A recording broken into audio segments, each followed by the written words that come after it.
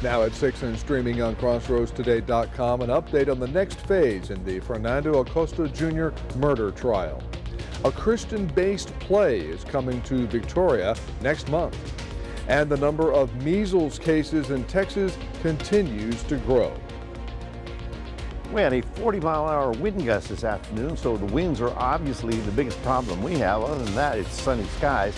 The problem is tomorrow the winds are going to come out of the northwest, and that's going to make it very dry. We'll talk about that coming up in a moment. The Victoria West girls powerlifting places very high this past weekend. We'll hear from some of the top placers coming up. You're watching 25 News now at 6. Good evening and thank you for joining us. I'm Don Brubaker. Shauna Curry is on assignment. The state of Texas versus Fernando Acosta Jr. moves forward this week. A pre-trial is set for tomorrow at 9 a.m. It takes place in the 130th District Court in Matagorda County. A jury trial for Acosta is set for April 7th. He's charged in the murder of Amanda Johnson. Her remains were found almost 4 years ago in a burned-out SUV in Matagorda County. If convicted on the murder charge, Acosta faces 5 to 99 years or life in prison. Here's a closer look at the timeline of the case. Amanda Johnson's remains were found in Matagorda County 3 years, 11 months, and 1 day ago on April 18, 2021. A grand jury indicted Fernando Acosta Jr. on June 21, 2021. Less than a month later, on July 7, 2021, a court approved a bond reduction and Acosta was released from jail pending trial. Here's a closer look at the 3 dates when the murder trial was reset. The trial now set for April 7th. Acosta faces the murder charge and 2 other indictments, tampering with evidence and abuse of a corpse. The scheduled trial comes just days away from marking 4 years since Amanda Johnson's death. Johnson was 38 when she was found dead. She was a single mother of 2. Johnson also worked as an elementary school teacher in the Victoria ISD from 2008 to 2014. This brings us to our viewer poll today. Here's the question. Do you think the justice system moves too slowly in cases like this? Your choices are yes, justice is taking too long, no, the process takes time for a reason, or it depends on the case. Overwhelmingly, 91% of our voters saying yes, justice is taking too long. We thank you for voting. We want to hear from you. Visit crossroadstoday.com/ to take part, and we'll have the latest results at 10. Brubaker County Commissioner's Court declared a burn ban. It started today and will run for 90 days. All open and recreational fires are banned in that county. Anyone who violates the ban can be fined up to $500. Due to red flag conditions, a burn ban will be in effect for DeWitt County Wednesday. This is a 1-day ban. High winds and low humidity create extreme fire danger. No outdoor burning is allowed. Toxic, a Christian-based play, has been granted a new life in Victoria. Toxic, written, directed, and produced by Corpus Christi native Lorraine Duhart, says Toxic was originally scheduled to debut earlier this month. It's been moved to April 19th in order to better promote the play. It's a play about a pastor's descent into sin and the toxic results that the pastor must face. It's a pastor who kind of get caught up in the financial part, and it gets a little bit too deep into it, and he tries to replace, but he can't replace, and it's just a lot of different secrets that are going on that he has not revealed. Toxic the play will make its debut in Victoria on Saturday, April 19th at 7 p.m.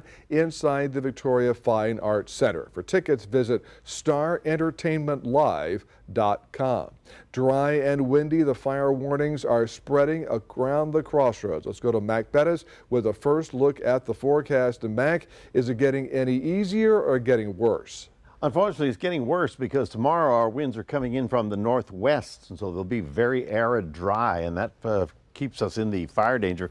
You can see red flag warnings all over the western half of the state, all the way basically to the New Mexico state line. High winds are also expected in the Houston area, but they've got more green over there, so they don't have the dry brush that we have. We'll be taking a look at what to expect in terms of temperatures and the wind speeds coming up in just a few minutes. Don, we'll toss it back to you. Mike, thank you. In Harris County, a mother is facing charges after her toddler was hit by a car. The 18-month-old did not survive. Authorities say the mother's boyfriend was driving the car that hit the little girl. This is going to be a long-term investigation. There is a lot to unpack here. A lack of care is what investigators say led to the abrupt end of 1-year-old Cora's life. And standing over that little girl, knowing that she was killed by the people that were tasked with taking care of her, it's so unfair. Harris County District Attorney Sean Tier says this is a case that commands attention. According to investigators, the little girl was in a car outside a trailer home with her mom, Morgan Ottinger, when Ottinger dozed off. The girl allegedly wandered out onto the lot and then was hit by the mom's boyfriend, Cameron Link, when he was pulling into the driveway. It should have never happened, and I can't explain how it did happen. We have people that just are not taking care of their child like they should. Investigators say that the couple did not immediately call 911 after the girl was hit. We're going to keep digging and find out exactly what all we're dealing with, what horrors this little girl went through before her life was ultimately taken. Link was already wanted by police before he allegedly ran over the toddler. According to the sheriff's office, he has 2 open felony warrants out of Harris County for unauthorized use of a vehicle and theft. Ottinger is facing 1 charge for endangering a child. It's a completely preventable, tragic outcome of something that it focuses your attention when you see these kind of things.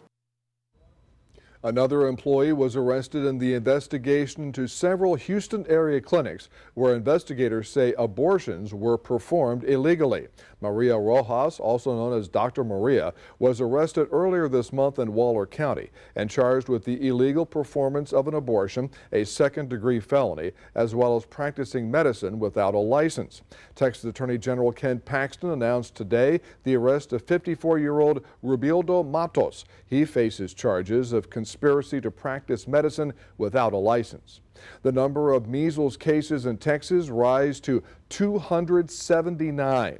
The West Texas measles outbreak is still limited to 11 counties as of today. All but 2 of the infected patients were unvaccinated. State officials say 2 new counties report infections. 36 patients are hospitalized. Another 2 patients were vaccinated with 2 doses. Most of the cases in the West Texas measles outbreak, the largest in the state in 30 years, are in the rural South Plains region. The 2 NASA astronauts whose return to Earth was delayed for months splashed down to Earth just moments ago. NASA's SpaceX Crew 10 mission, carrying astronauts Sunita Suni Williams and Barry Butch Wilmore, successfully landed off the coast of Florida after undocking from the International Space Station and traveling about 17 hours on its return mission to Earth. When the spacecraft entered the atmosphere, its heat shield generated temperatures that reached more than 3,000 degrees Fahrenheit. Wow. There's another chance to catch the latest episode of Let's Grow Texas Ag. It will air tomorrow at 6:30 on KMOL. We are also streaming on Zeem, that's Z-E-A-M, so don't forget to tune in to Let's Grow Texas Ag. Texas school districts are hopeful lawmakers will help plug a $1.7 billion gap in special education funding. To read this full Texas Tribune article, visit our website, crossroadstoday.com. Remember to subscribe to our YouTube channel, Crossroads Today. Hit the like button and click the notification bell. Then you can see Crossroads Today on YouTube. And stay with us. Coming up on 25 News Now at 6, a look at how tariffs are affecting tourism between the U.S. and Canada. Also ahead, a new kind of plane is being used to put out wildfires in Oklahoma.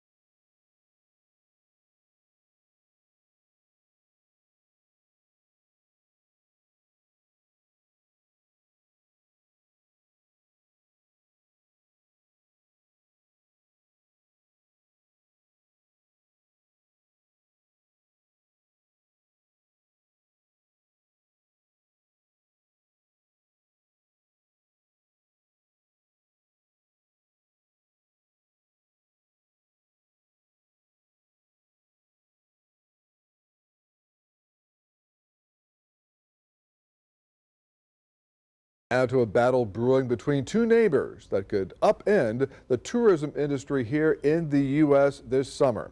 Here's a report on Canadians changing their plans. Like a good neighbor, Canada has seemingly always been there for the U.S. tourism industry, but this year is different. I was planning a trip to LA to see a friend. However, we decided to go to Mexico instead. A new survey warns 30% of Canadians who had trips to the U.S. planned have now canceled them as tensions rise between the two countries. From the dispute over tariffs triggering boos for the American anthem, President Trump's talk of making Canada the 51st state. Canadians are vowing to make their voices heard. As Canada strong, we can stand up for ourselves. We've called out those comments. They're disrespectful. The Thousand Islands area on the U.S.-Canada border already feeling the strain. What we've noticed is a lot of our potential visitors, particularly on the Canadian side, they're quite angry. They're quite hurt by what they see as policy and rhetoric that is attacking. Dollywood and other attractions in Tennessee also bracing. One of our tour operators told us immediately she lost about 30% of her business trips that she had already booked to the U.S. Airlines affected too. Canada-based WestJet says bookings to the U.S. have fallen nearly 25%. And it's not just Canadians avoiding travel to the U.S. Analysts say a trade war with Europe and other allies could trigger a drop of nearly 11% in travel spending this year. President Trump has said the tariffs on Canada and European allies are necessary to restore fairness to global trade and bring jobs back to the U.S. Lionel Moise, ABC News, New York. President Trump is calling for the impeachment of the federal judge who's temporarily blocked deportations of reported Venezuelan gang members. Judge David Boasberg temporarily blocked the deportations to review the administration's use of the Alien Enemies Act. He ordered planes carrying migrants to return, but the White House said 250 reported gang members were already in El Salvador. Supreme Court Chief Justice John Roberts pushed back on Trump's comments, saying, quote, impeachment is not an appropriate response to disagreement, unquote. The parents of a missing U.S. college student want her officially declared dead. Investigators continue to hold the passport of a young man questioned in the case, though they say he's not a suspect. Nearly 2 weeks after University of Pittsburgh student Sadiksha Kananki vanished while on spring break in the Dominican Republic, answers remain elusive. 22-year-old Joshua Reeby was the last person known to be with Kananki when she disappeared. The two were seen here on security camera walking toward a Punta Cana beach in the early morning hours of March 6th. Reeby was questioned by police, and they for now have confiscated his passport. Still, they are clear he is not a suspect or accused of any wrongdoing. He is in a conundrum, which is he's not able to leave the country, and yet he's not charged with a crime or being held in custody. Reeby's family filed papers in a Dominican court this morning asking for their son's passport back and freedom to return home to the U.S. In a letter obtained by CNN from a source close to the investigation, Kananki's parents wrote that investigators believe Kananki may have drowned. Reeby told detectives he and Kananki had gone into the ocean and the waves were rough. He told them he last saw her walking in knee-deep water before he fell asleep on the beach, according to a Dominican news outlet. In their letter, Kananki's parents have asked that Dominican authorities formally declare their daughter dead so they can begin the grieving process. There could be other reasons as well. For instance, if they were to bring a wrongful death suit against the hotel, against Joshua Reeby, to begin that process, to start getting that discovery, you have to have some ruling that the person is actually dead. I'm Laura Aguirre reporting. A fire weather alert remains in Oklahoma as crews continue to battle wildfires in the state. Special planes called Super Scoopers were flown in to help with firefighting efforts. You can see them, you saw them a second ago, skimming the surface of Lake Arcadia in seconds, picking up 1,400 gallons of water. The planes then head to the fires to drop the water on the affected areas. A Montana-based company provided the planes. And Mac, that's the scoop on the Scoopers. Well, we're going to make sure we have a couple of those handy anytime soon. You can see our temperature is at 75 degrees, but our winds are really howling out there. We got up to 24 this afternoon. Actually, we got a peak of 24 is sustained. Got a peak of 43 miles an hour, so it's been quite blustery. 80 was our high, 55 was the overnight low. Tomorrow we'll be in the 80s again, but the wind is going to be shifting around, and we'll be talking about that coming up in a moment.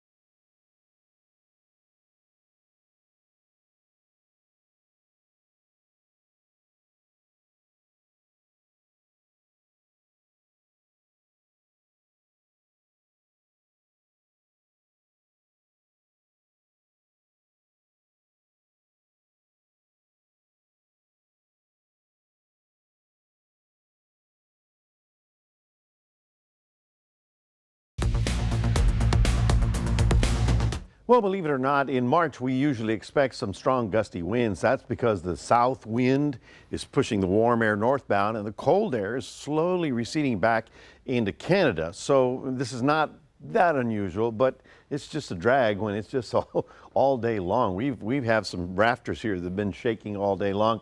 I'm sure you know what I'm talking about. Trees, I'm sure, are wafting in the wind out there. The humidity, as you can see here in the green, that's fairly high or higher along the immediate coastline. But as you go west, boy, it drops down to 20% beyond San Antonio and down to 10% in many areas of West Texas. So obviously the entire state is under the gun for fire danger, and so we all need to be very cautious. We'll get up to 84 tomorrow, even though the winds by sunrise will actually turn out of the north.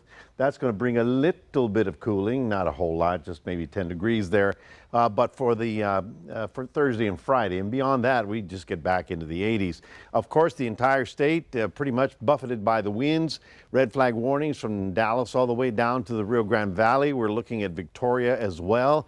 All of this part of Texas has a high wind warning, but they've got more greenery, or they've had more rain than we have, or they've greened up for spring a lot faster than we have. So we continue to be in that fire danger, and so you're doing a really good job of making sure that nothing takes off on us. Now, notice that the winds are going to continue to the north.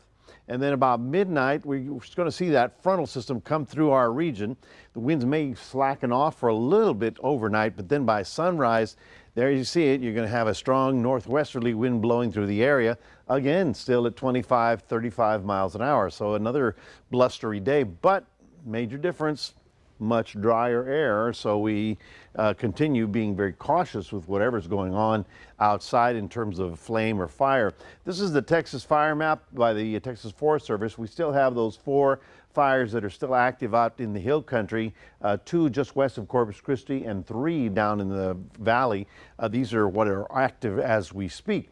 Now, here you see it, strong south winds blowing all the way up. Where are they going? Well, they're going to this broad area of low pressure. This is another intense thunderstorm producing system like we had over the weekend. You saw those tornadoes that occurred. Well, this is probably going to be kind of like that because cold air coming in from the north, big warm up for the Midwest right here. But as it blows into this, the combination of those 2 air masses are going to produce quite a bit of weather for those folks. We are looking at a low tonight of about 62.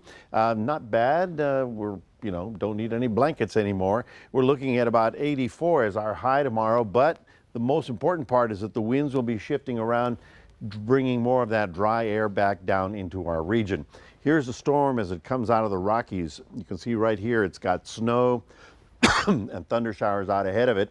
Right about here is where basically Missouri, Illinois, all those areas are going to be looking for possible tornadoes in the next 2 days.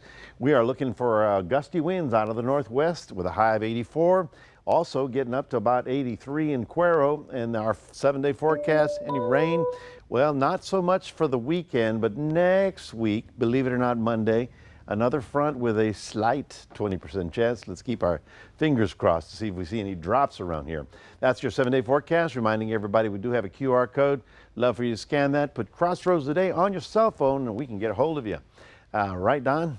That is right, Mac. Thank you so much. Max Williams has your sports, and you know, Max, a lot of local athletes are not getting a real spring break. Yeah, they're not, because they're in some baseball and softball action going on right now, Don. Coming up, we're going to preview some of the games for tonight's action all across the Crossroads. Coming up in sports.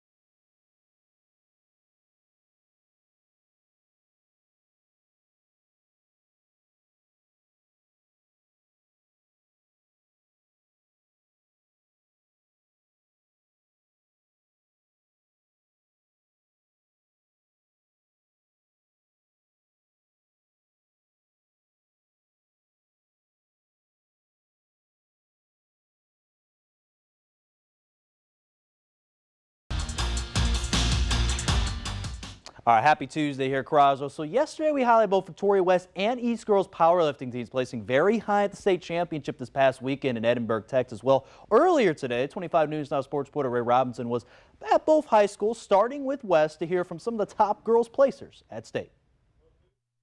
Max, the girls' powerlifting competitive spirit is alive and well here at Victoria West High School, and that was made clear to me after talking to a few of the top state performers here at West.